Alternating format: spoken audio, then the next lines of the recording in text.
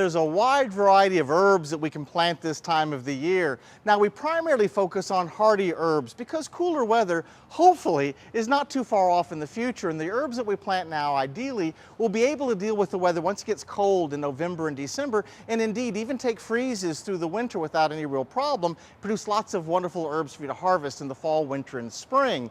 But there is one herb you might want to slip in right now that is not hardy, so you need to plant it as soon as possible, and that's basil, one of our most popular herbs for cooking. Now, if you're going to choose basil at the nursery, choose a nice sized plant like this one. But look, this one right here has started to bloom. Don't buy a basil that's already started blooming. Choose plants that haven't started blooming yet, and you can even find the beautiful purple basils as well, like this one here.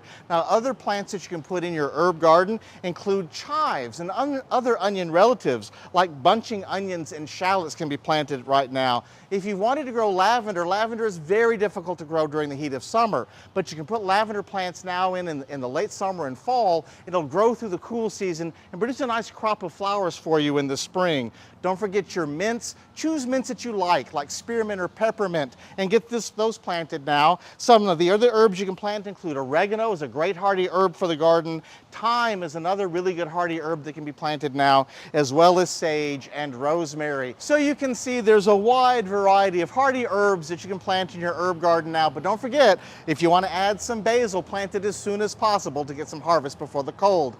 Forget it growing. I'm Dan Gill with the LSU Ag Center.